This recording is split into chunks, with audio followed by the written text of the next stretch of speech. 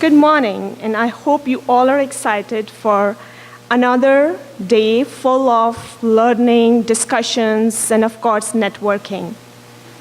Our first half of today is dedicated to facilitated group discussion, and that's where you can see we have divided the room into 4 corners, and you all are placed in the 4 corners. Every table has a facilitator and a note taker. The facilitator would be guiding you through the process of focus group discussion. We have roughly 3 hours to have discussion around some of the trends, best practices, and challenges, and of course your experiences as you provide crisis support services. The 6 questions will be displayed on the 4 screens, and we have allocated 30 minutes to every question.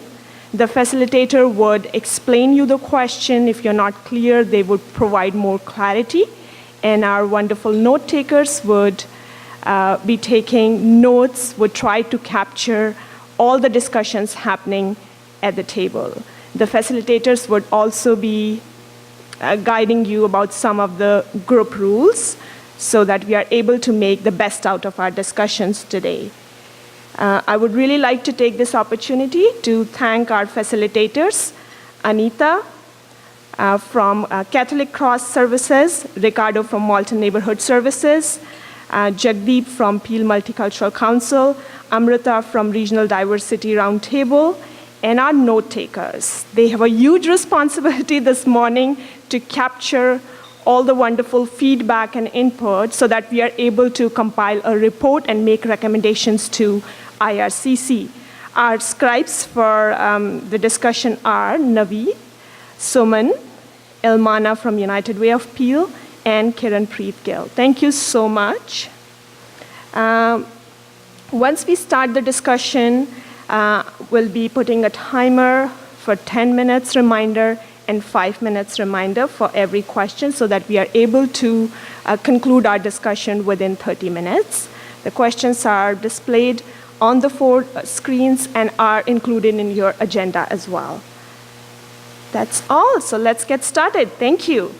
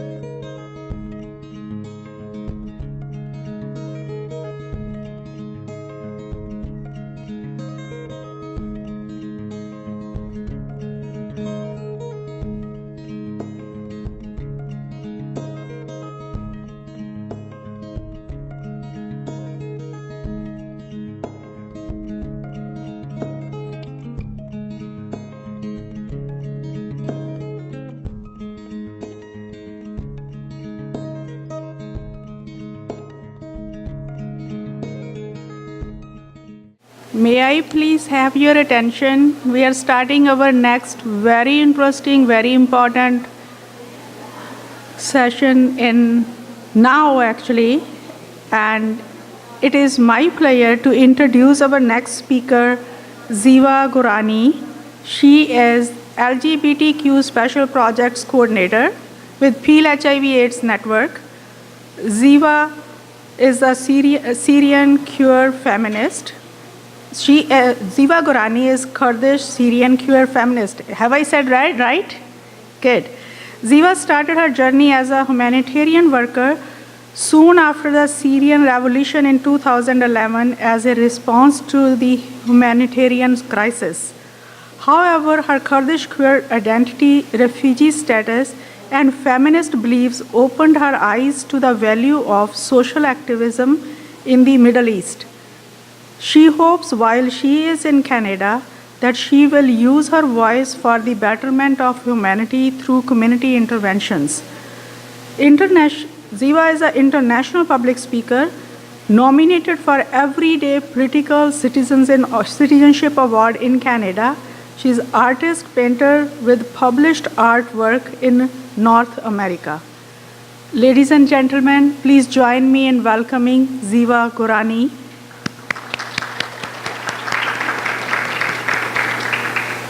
And Ziva is also joined with her two colleagues, Carolina Brown and Wallace Akumod.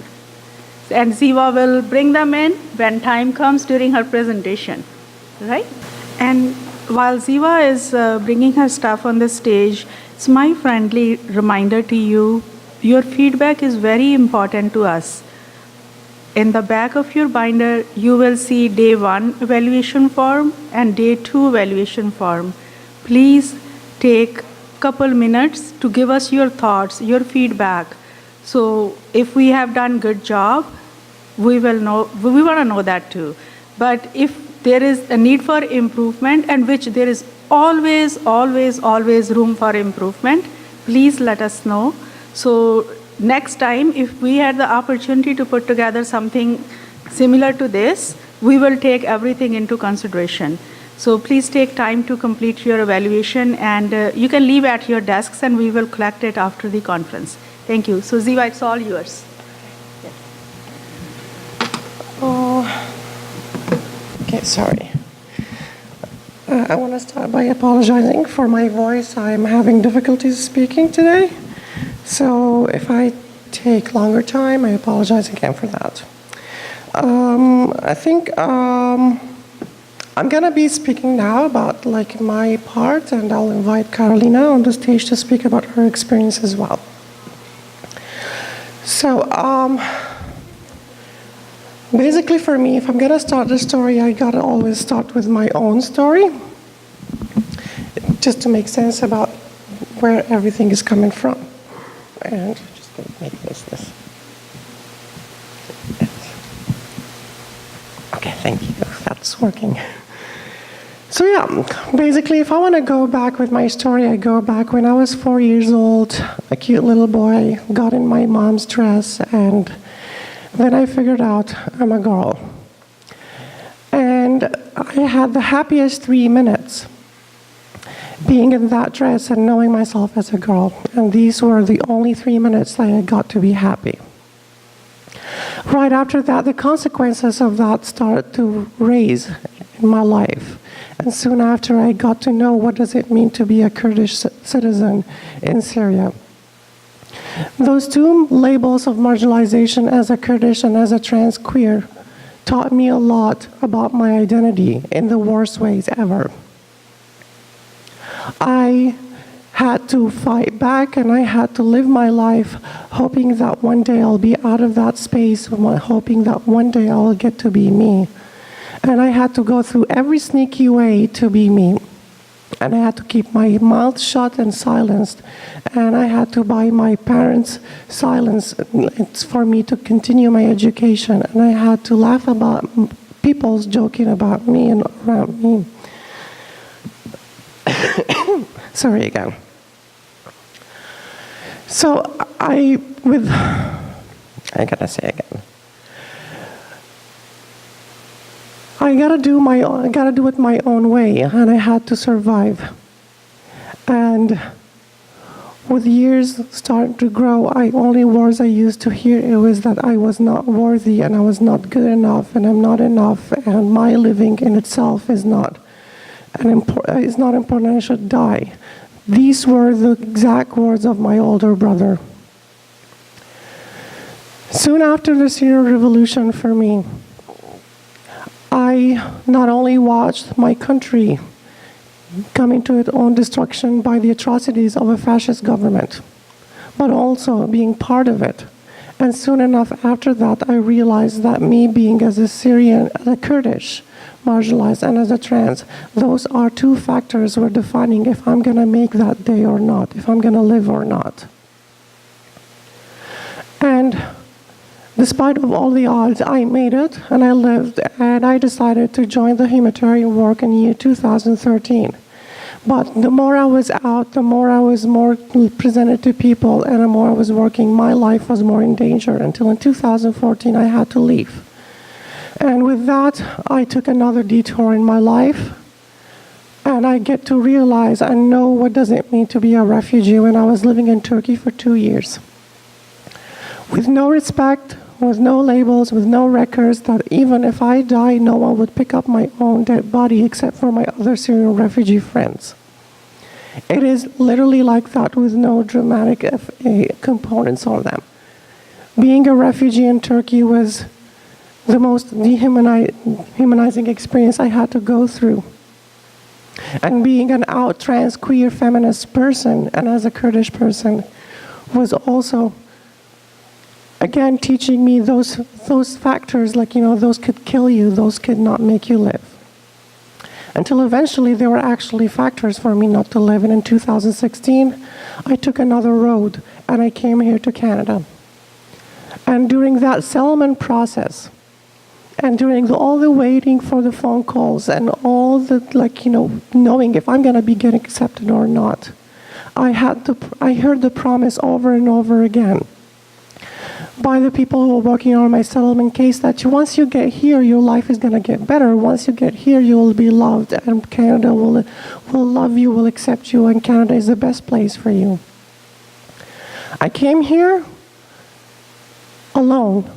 No family, no heritage, no legacy, nothing to do, completely disconnected to everything around me, except that I'm just only able to speak the same language that people are speaking around me. And even for me to move around, it will only take a GPS to let me know where I'm going.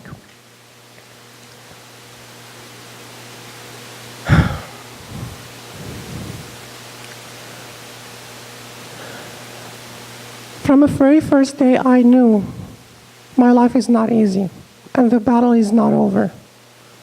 And when people talked about equality, equality has left me in injustice.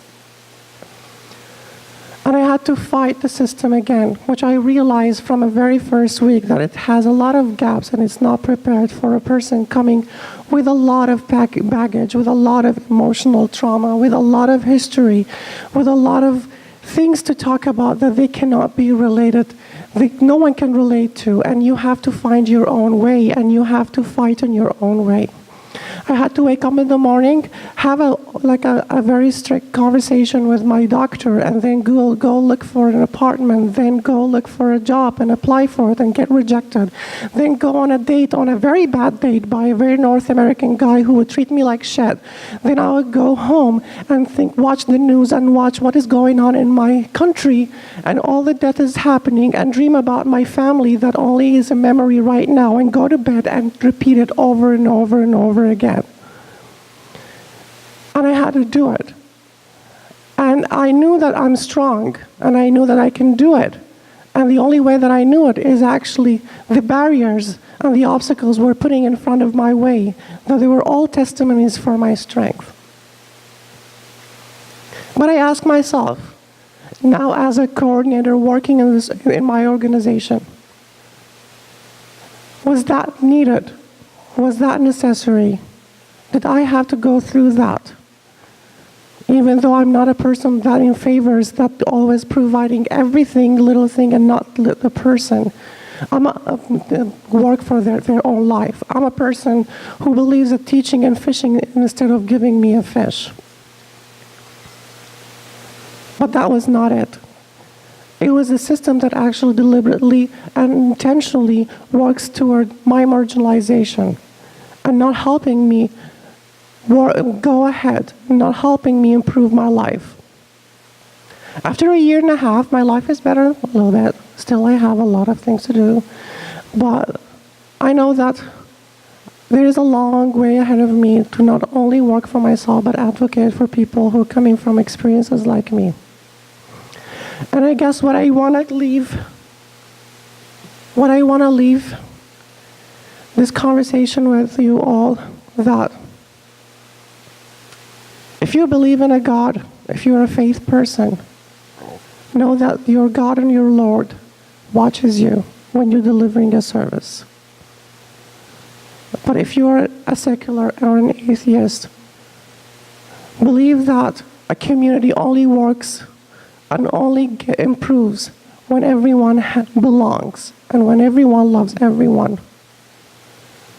And if you're not working toward equity, and if you're not working toward understanding individual experiences and let the people actually decide for themselves how their life is going to be and how services should be provided for them, then you're not treating them with equity. And know that you're applying the injustice on them, and you know that. There is nothing left but actually just want to leave you with this word. Let people speak and hear them and listen to their experiences. They have a lot of things to bring to this country, and they're willing and they're hungry to become powerful, productive, and happy. They have been deprived of those three factors for most of their lives. Give them that when you're doing anything at your organization. Thank you.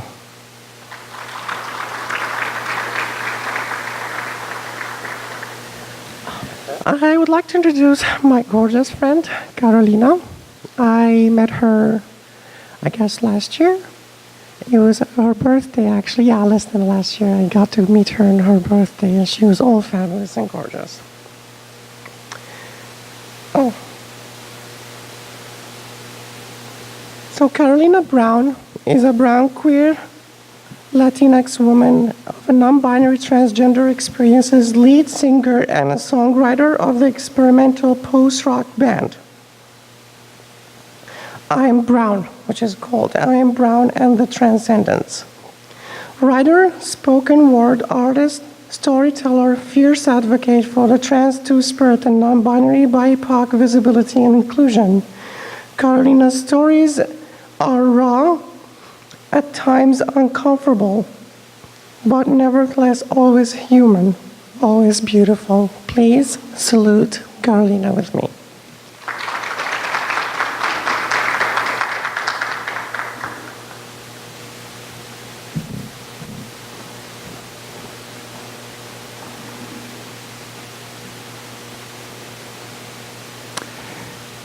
Before I begin, I would like to admit to three things. I would like to say three things. The first one is that a long time ago, I stopped thinking that I had any obligation to be nice to people.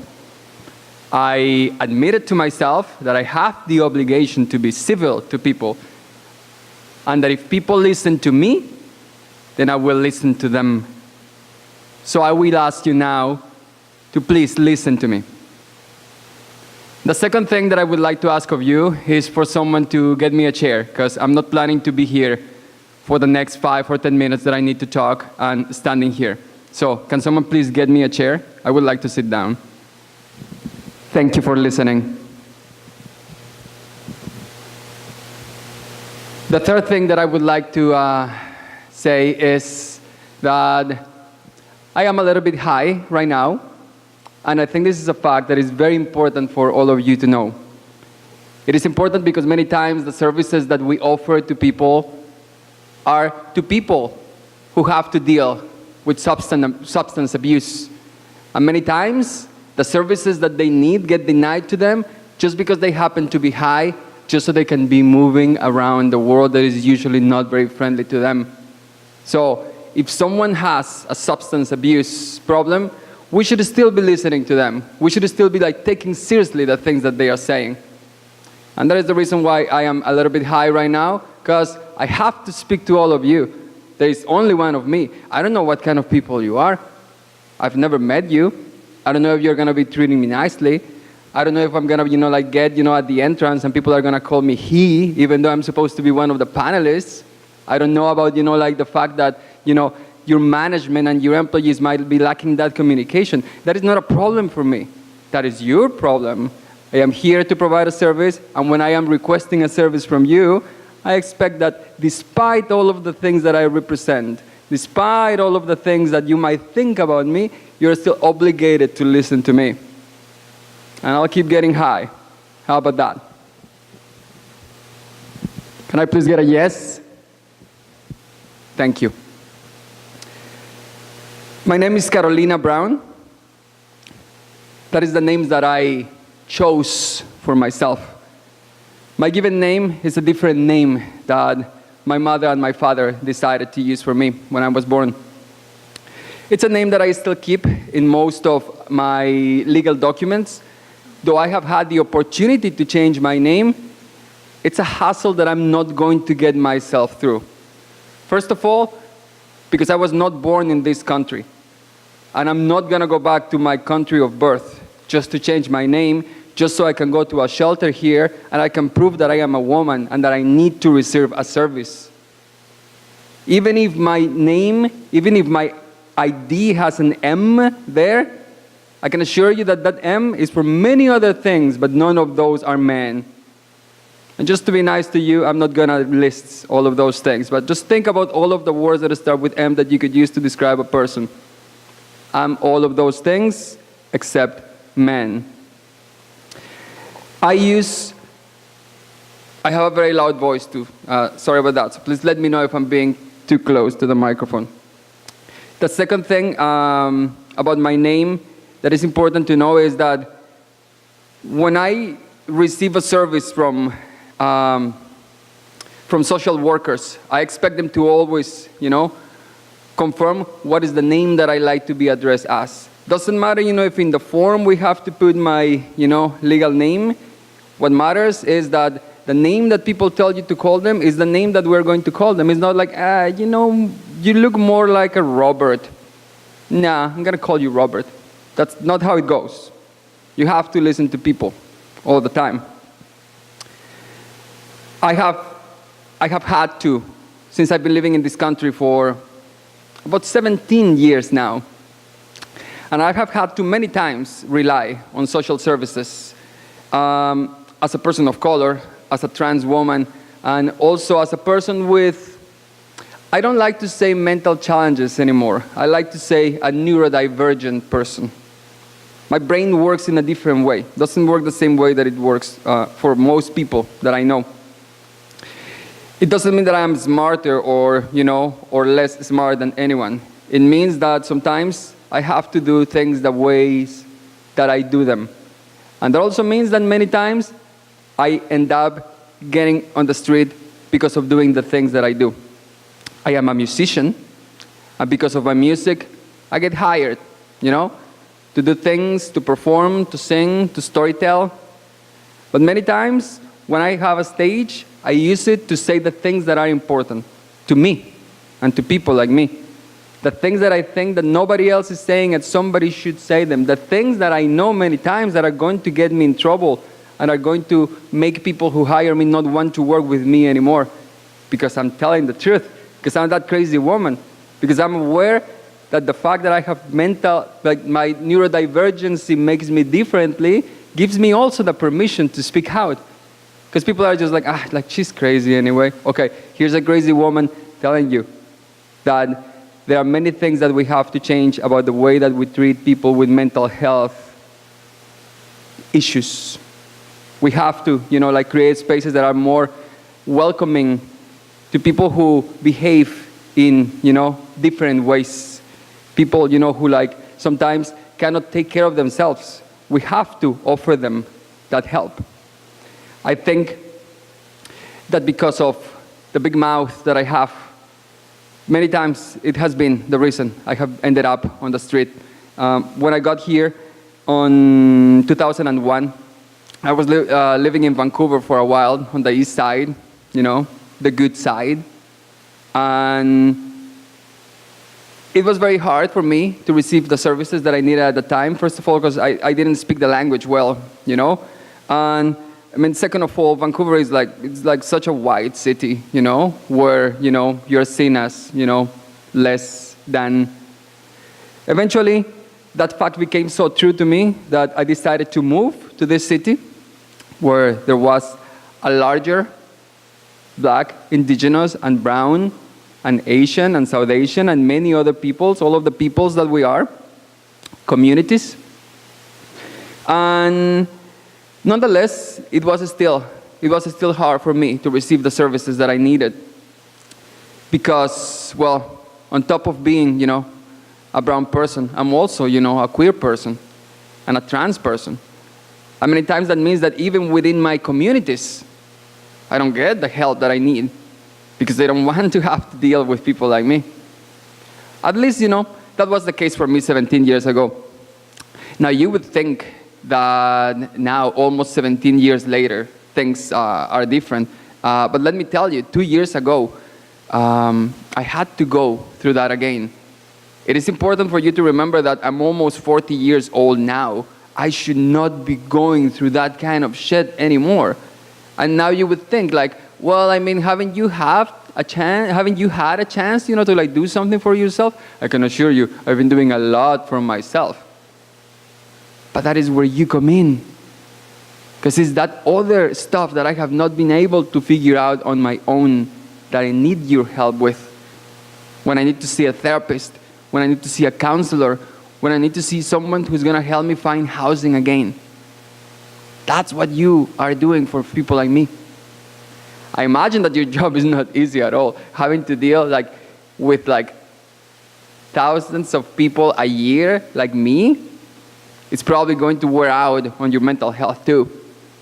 But that is why all of us should be pushing for those kind of services to be receiving better funding.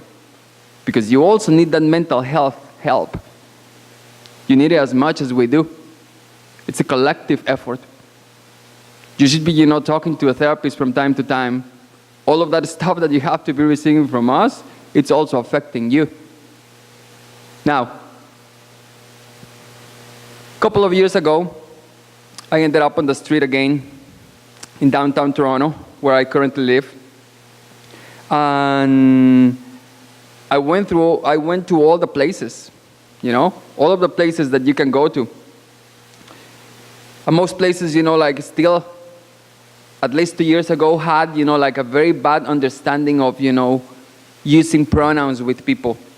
One of the things that we do in my community, in my trans community, is that anyone we meet, we address them as them. I'm not going to make any assumptions about you people. I couldn't care less about your junk. You don't have to tell me anything about it. If you out yourselves and you tell me, I want to be called he or I want to be called she, I will call you he or she. Until then, all of you are them to me. First of all, because I don't want people making those assumptions with me. And second of all, because at any given time, I can assure you that there's still at least 2% of you who are just like me, but you don't even know it yet. So when we don't address people as them, what we're doing is we are erasing those 2% of the people like me who might be present in the room. Think about what that means for us as service providers. We have to make a culture of addressing people in a way that applies to all of us. That is what equity is about. So in many places that I went, that was not a culture. So for someone like me, having to educate people every single time, Can you imagine how tiring that is? Do you understand now why someone like me has to get high?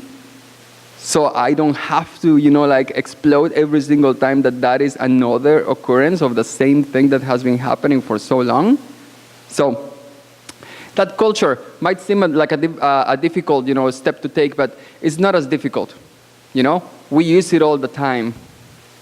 We speak of people in neutral terms when we don't know or it is not important to mention their gender. And in reality, most of the times, it's not important to mention anyone's gender. What's important is to know, are they taken care of? Are they hungry? Do they have somewhere to sleep? Do they need any other services that we could probably connect them to? Did you notice that I use them all the time? And all of you were very comfortable with that. Even if I was probably addressing only one person. It doesn't matter. We have to remember that when we offer services, that it does not matter who the person is. It matters what they need from us. I think that what we need more of is true compassion. I think that was one of the things that hurt the most, I think, a couple of years ago when I was in that position again, and my 38 years of life,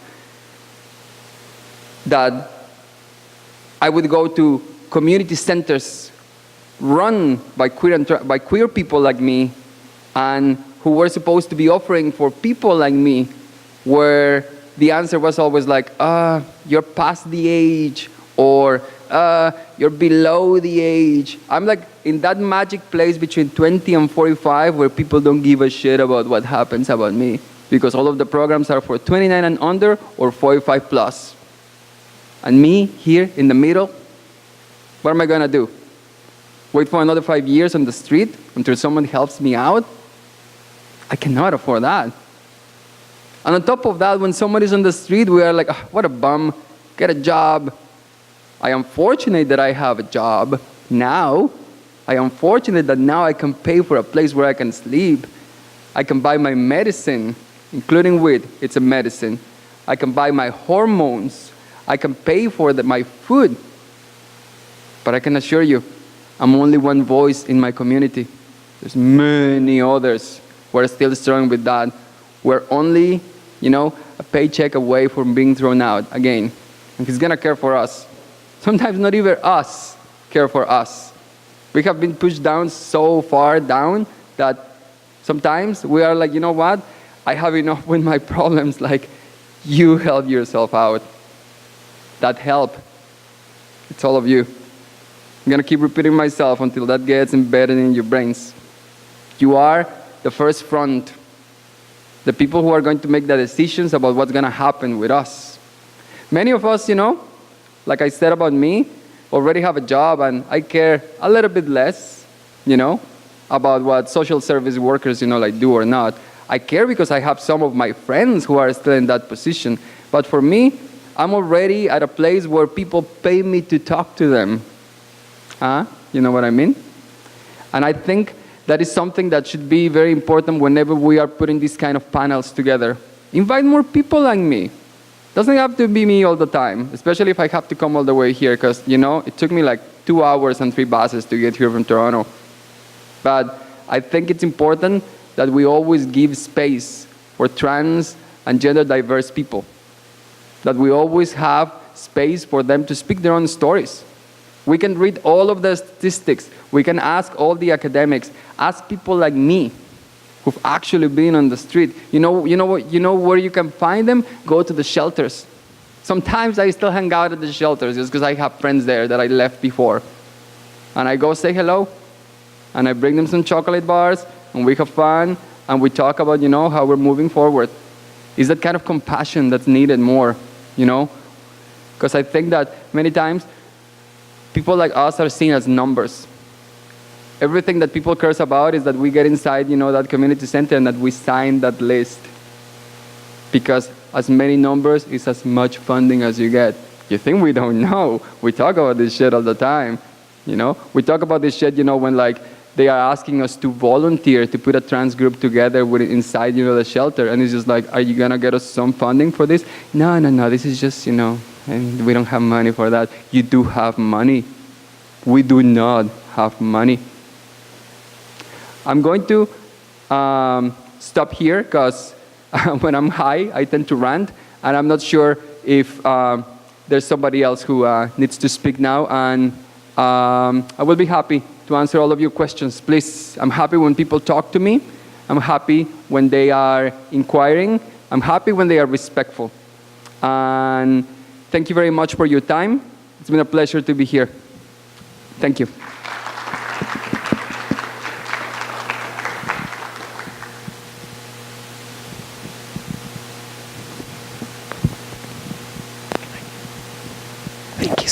Thank you so much, Carolina, for the talk. It was impressive. Sorry again for my voice. I would like to introduce my next friend. We met on a photo shoot, and I'm not going to talk about the photo shoot. But Wallace currently volunteers for the City of Toronto as tutors at the Cerebray Library Youth Hub and a facilitator of the 519th Weekly Newcomer Orientation class. Wallace, who had previously worked in sustainable development, project finance, and integrated solution development, was forced to seek refuge to Canada in 2017 as a result of prosecution in his home country of Nigeria. During his first year in Canada, he has been able to juggle the challenges of settling as a newcomer with his passion for community investment through agencies like CultureLink, Black Cab, APAA, the 519s, Franco Queer, the Metropolitan Community Church of Toronto, Singing Out, and PWA. With over a decade of experience in sustainable finance, electronic finance, financial solution development and implementation, as well as lifetime and commitment to social justice, Wallace, who had lived, studied, and worked in Scotland, Nigeria, and England, holds a PSc in applied mathematics and a master's in information system. Currently, he is a part-time student of project management at the University of Toronto School of Continuing Studies. Please help me salute Wallace to the stage.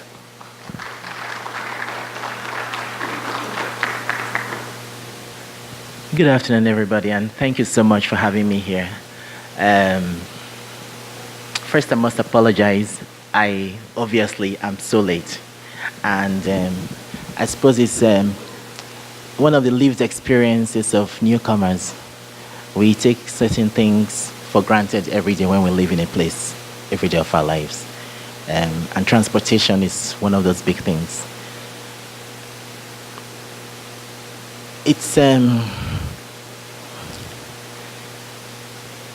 It is difficult for people who have lived in certain cultures to adjust to a place like Canada, where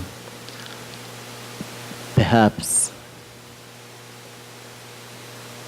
community has a different kind of meaning.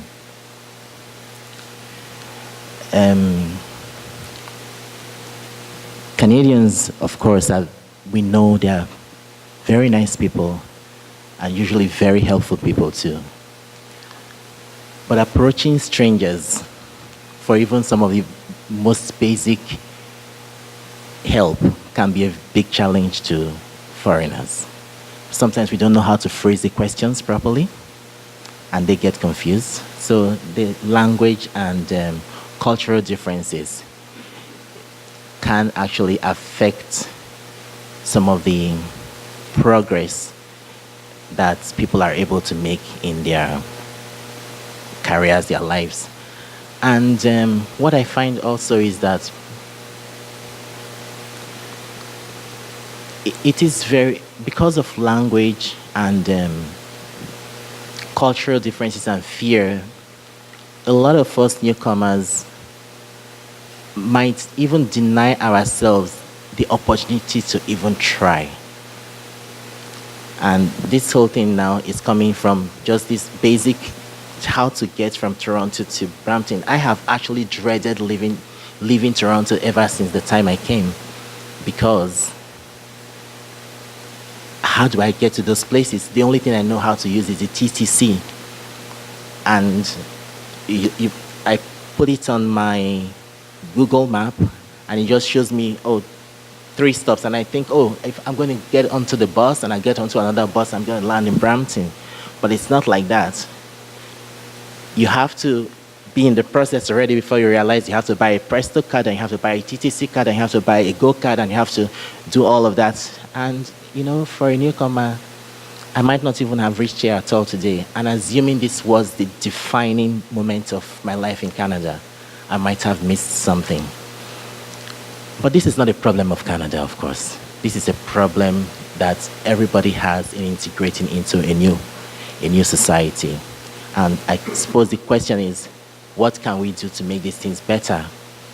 I don't propose to have all the answers, but maybe if we highlight some of these challenges, we can be a little bit more sympathetic to newcomers when they seem not to be grabbing every opportunity that's available and doing the very best that they can. For me, like Ziva said in my introduction, I came here to seek refuge as a gay man. I'm surprised I can even say that now.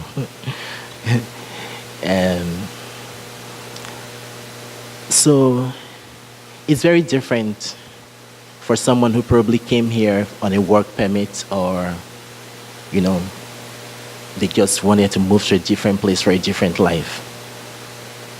For people like me, we really don't see a lot of challenges.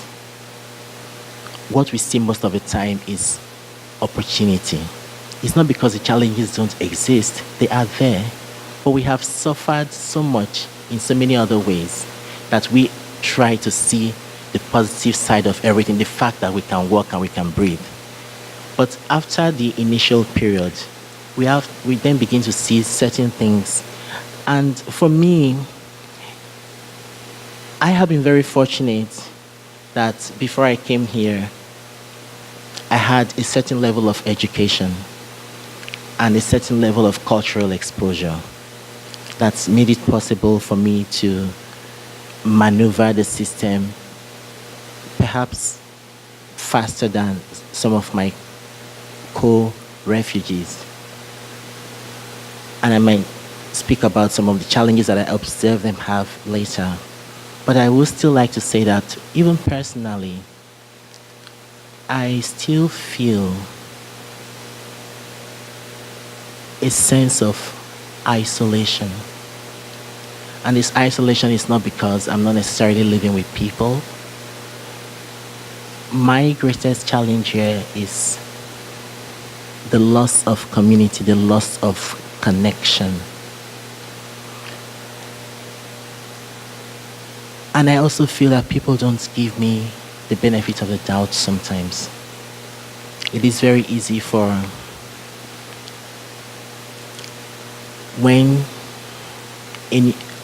for newcomers come to a place and they want to connect. How do you connect? How do you break into a place where everybody has already made their best friends and they've made their colleagues, they've made their neighbors, every relationship has been set over a time. And then, plus the added challenge that this is probably somebody who has lived in fear for such a long time and does not even know that the time to be afraid is past. This is time to blossom, because you might know it in your head, but after living a lifetime of fear, it is difficult to just jump out and, I want to just go to Church Street and go into one of the bars. I felt like someone was watching me. I couldn't do it. And it's the subtle things that have challenged me. The fact that somebody might smile at me, and the very next minute, I begin to have the feeling that they are probably avoiding me.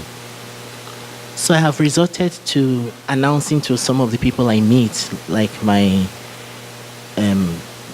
have a voice coach, and we have some. I go to her house for my lessons. After a couple of lessons, I told her that, please, you need to understand that, first of all, I'm a newcomer. I come from a very different culture. And there are things that we take for granted in our culture that may have very significant meanings here. And there are things that we don't even pay any attention to. So I'm asking you to please don't be polite about it. Just tell me exactly as it is. If I do something that you're uncomfortable with, or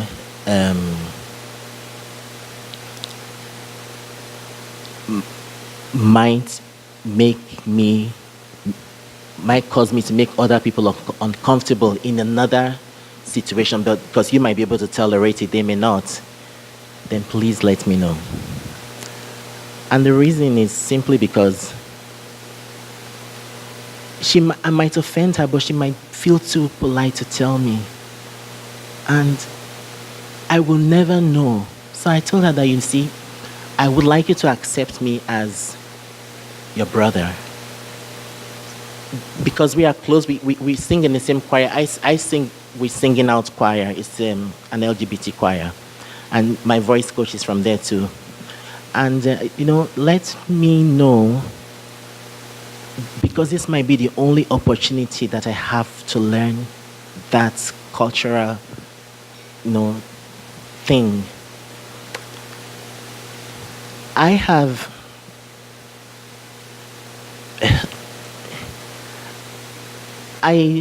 I'm a tutor at the library. And I tutor high school pupils after school, help them with their homework and assignments, and of course explain things that they don't understand to them in various subjects,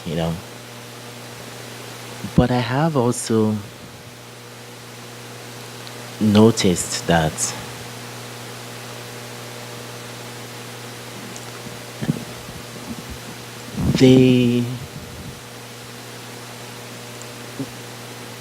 these children in Scarborough, I still don't feel that I'm completely accepted. And to tell you the truth, I've tried to understand, what is it? Is this something I say? Is this something I do? Is this something I project? But the greatest challenge I find in this place is that nobody actually comes out to tell me straight what I might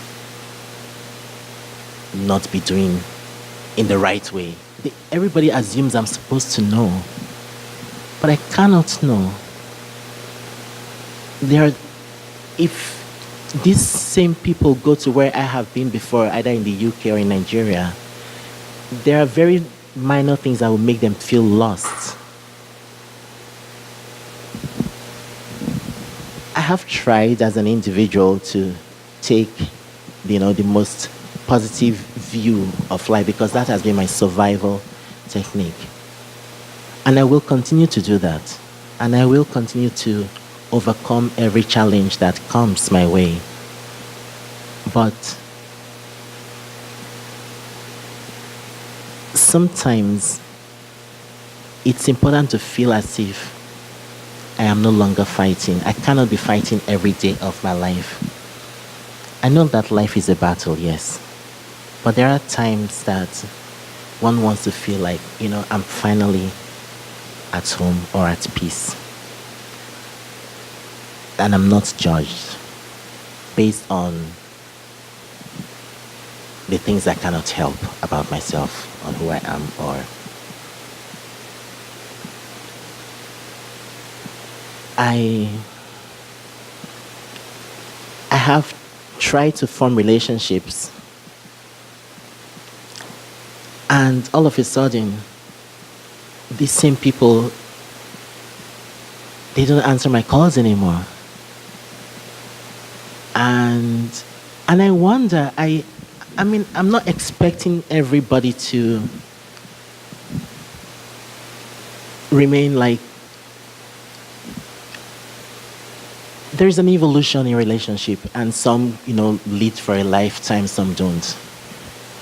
But I believe that first there should be some kind of closure. If the person is leaving, or it's kind of just dwindles away, but not that you've been with somebody today, and then the very next day they don't answer your calls, and and then just maybe block your number or something, and you're wondering, did I say something wrong? We did not actually have a fight or a quarrel. And I can understand that sometimes people don't want to offend me by telling me what I might have said wrong, or what I might have done wrong, or what they may not agree with. And I also understand it's not their responsibility to raise me, but it would help to know. So how do we know? Is it possible that there should be a stronger newcomer orientation on cultural, the things that matter in the culture? What you can ask people, what you cannot ask them, what you can talk about, what you cannot talk about, when you can say certain things. Because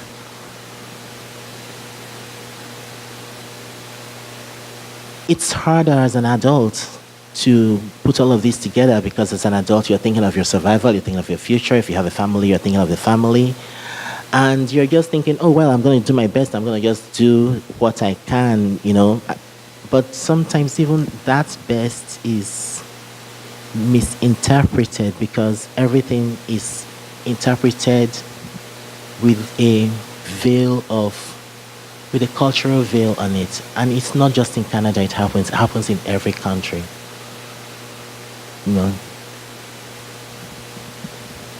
And then for my colleagues my co-refugees who probably don't have some of the privileges that I think I have, because I think that for me, the things that have worked for me has been the fact that I had a chance to be educated before I came, and I had a chance to be proficient in English, at least up to a certain level. And for the LGBTQ community, there is a certain kind of we are people who have, or over time, developed the skills of acquiring a logical family wherever we go, over as opposed to a biological family. So going to a different country as an adult might be a little less traumatic, but I have found that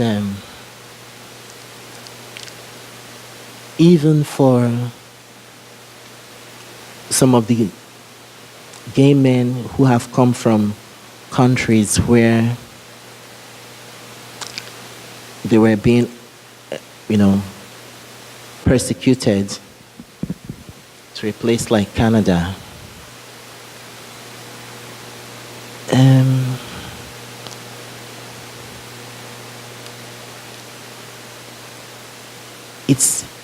there is this sense of being lost in a wilderness that is full of people, but one is still lost.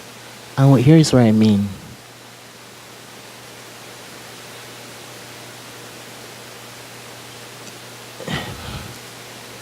You're in Africa and you think, first of all, there is HIV here, there is AIDS, there is malaria, there is everything, and so I need to be really careful about my health and what I do. And you find that a young man might come from Africa, maybe in his 20s or early 30s. He's lived all that life there. Yes, he was persecuted for his sexuality, but somehow he has not really been fallen into the, a victim of certain sexually transmitted diseases. But he comes here to Canada, where there is freedom and acceptance, but there is probably not enough guidance and orientation. So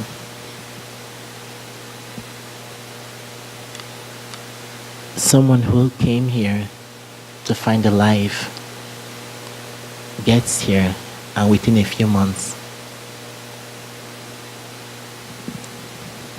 because of the pressure, you find that the person becomes positive.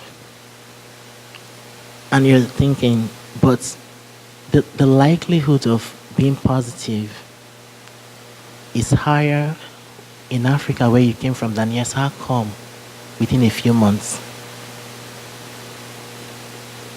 What this person does not know is that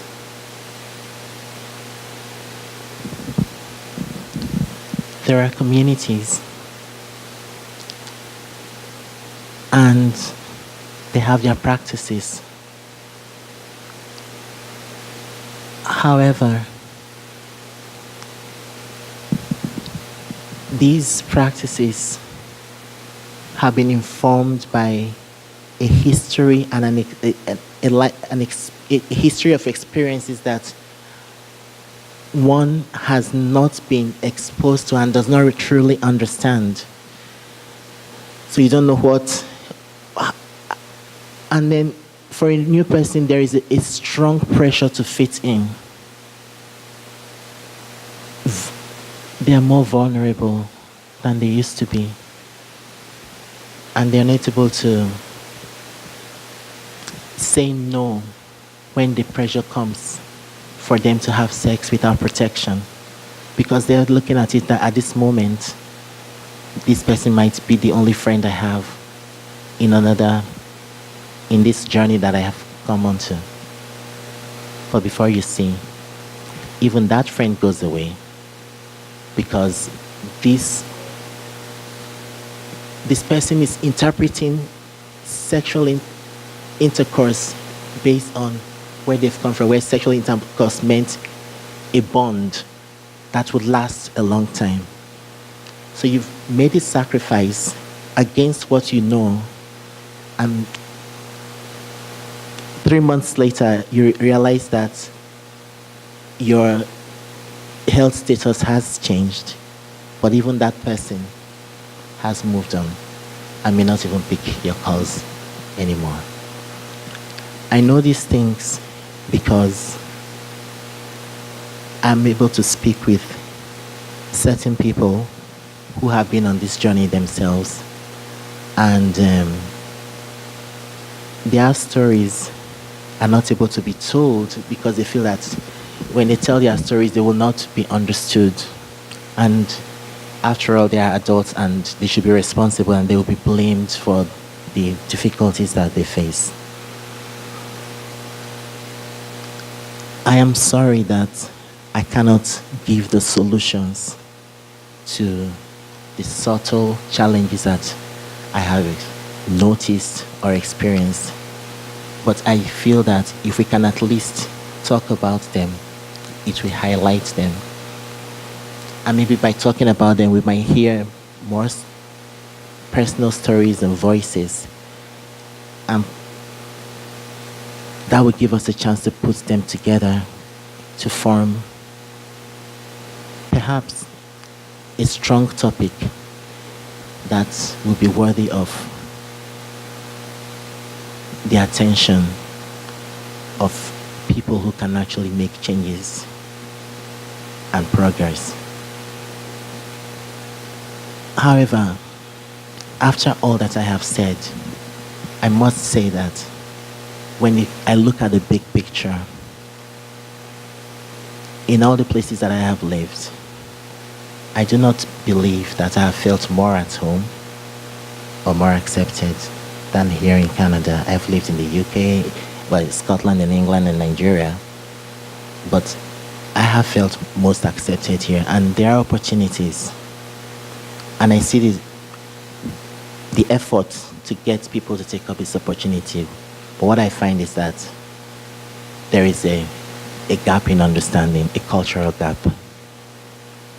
The song you are singing, they are not understanding, and what they are saying, you probably are not interpreting correctly. But we can find a way to make this communication work. I'm sorry it took so long, but thank you so much.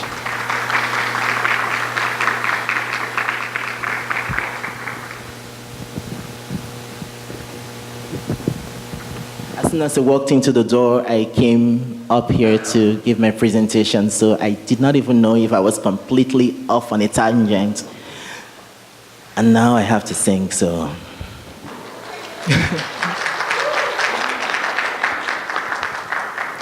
Well, remember, one thing is to have an instrument. To use it is a skill that is acquired. So I'm learning from my voice coach and the various people who have on their own, But I think I should, since you missed the audition 2 days ago, I'll try to do that song.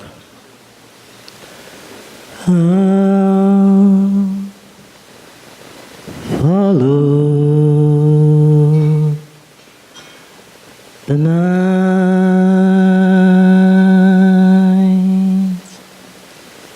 can't stand the light.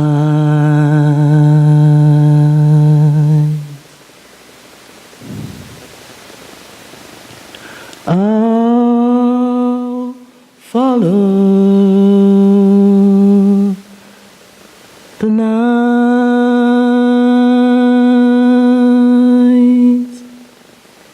can't stand the light.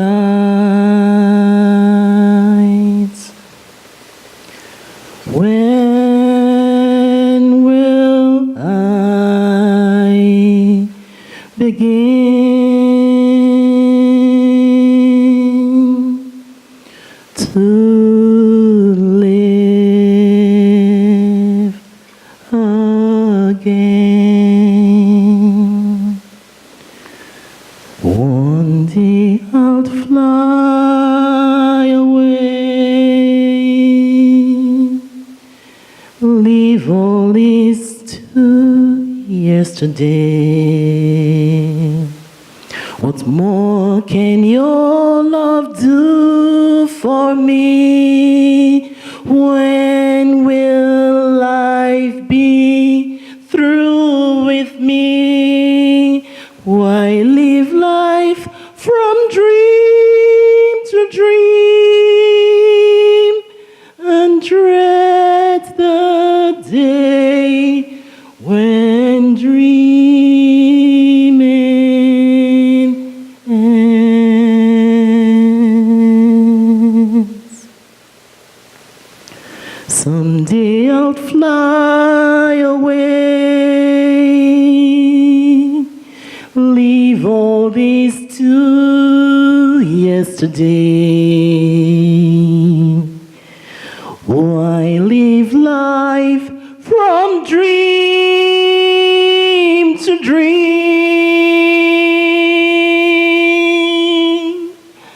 and dread the day when dreaming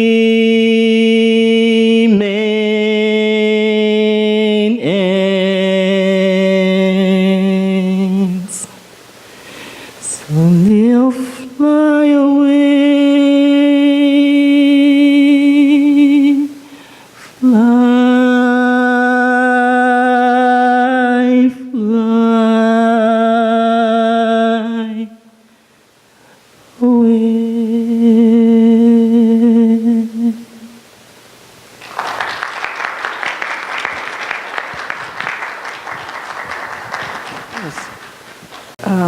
first of all, I commend you, Carolina and Ziva, to sharing your personal stories with us.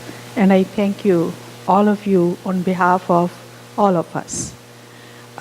My question is that one time, during your personal story, you said, I still don't feel that I belong. I don't want you to answer, but if you would please like to add anything, what can, as service providers, we do that we want anyone walks through our doors feel welcome? Or what makes you think that you don't belong? Thank you very much for that question, and thank you for, it means that the things I said, they were actually listening to, and I really appreciate that. Even though I might not have articulated them very well. But first of all, the fact that somebody is listening to my challenges and wanting to even provide a solution is something I'm still struggling to get used to. Because I've lived a lifetime of, when we use the word survival, it's difficult when you haven't been there to understand what it means. It's just a word. But when you've lived it, then you now realize that it's more than a word. I have not forgotten your question, but I just want to talk about the survival thing quickly because it will throw light on it. I'm over 40 years old, but it was only December and January that I found my chest voice for the first time. When I got here, I personally registered for counseling at the 519. And that's another thing. I did, but most other people who came did not because they don't know. I did because I knew I was educated. I found the 519 on the internet before I came to Canada. I found my lawyer on the internet. I found the Gay Fathers of Toronto on the internet. But there were people who have been here for a year and they were just wondering. But the point is, I registered for counseling, but I also registered for a spoken word workshop. I could take advantage of it because I was educated. Everybody else who came to that day could not, and there were many. I found after 3 lessons that the spoken word workshop was very therapeutic. So I stopped the therapy at this 519 because it was addressing silence. Those who have been silenced in their lives and made to feel they don't have a right to speak.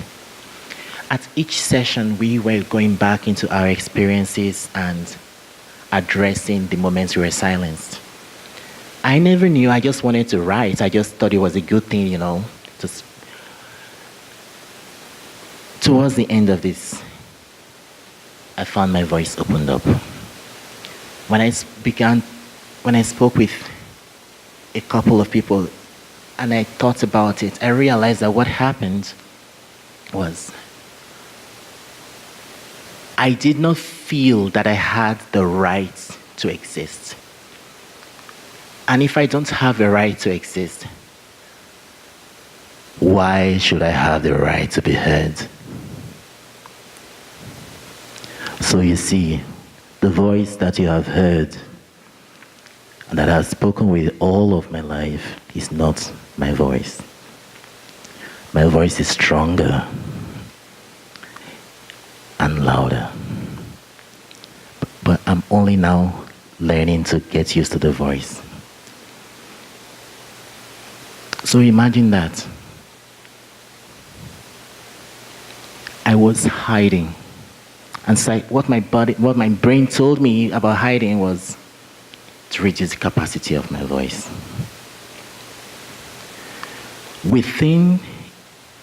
In a period of a month when this thing began to happen, all on its own,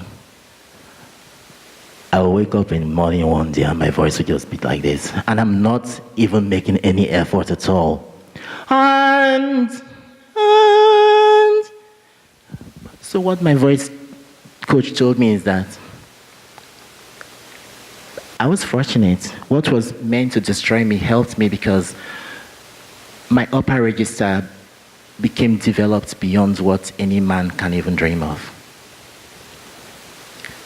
And the lower register is there. So what we are working on right now is how to put the whole voice together.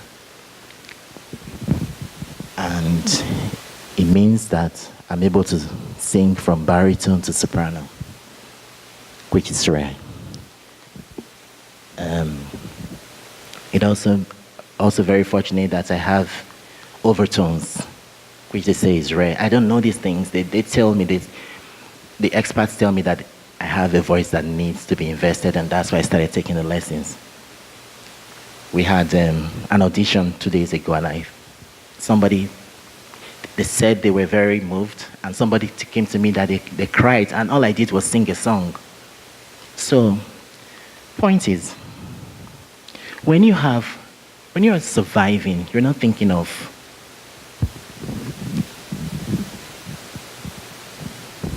when you live your life trying to survive, you're not thinking of what is people listening to your problems or trying to find your full voice. Hopefully when I speak again in 5 years, my voice will be much different. I don't know what it's going to be, but I will accept it as my full voice. All I know is that the voice I've used for 40 years, well, maybe 30 years, because the first 10 years of my life I was not so aware.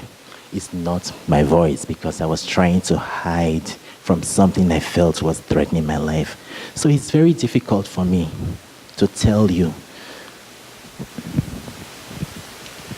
to see the problems in the way that other people might see them. For me, I'm still celebrating the fact that I can exist. And people are telling me that it's okay to exist. And right now, it's beyond that. People are telling me I have a gift that is rare. And looking back to see that that gift has been enhanced by my suffering, it's difficult for me not to be thankful. So I'm sorry that I don't have the solutions. But I can only be honest based on my own experience. My journey continues. I'm grateful for the things I get. The subtle difficulties, well, I guess even when we solve this one, there will be other ones. So I'm sorry, I cannot. Not at this time of my journey. A time will come when I will look back and be able to highlight those things well. So forgive me if I have not been of the kind of help that you expected. But I hope you will understand that everybody's journey is different. This is my journey, and this is where I'm at. But thank you. Thank you very much, Wallace.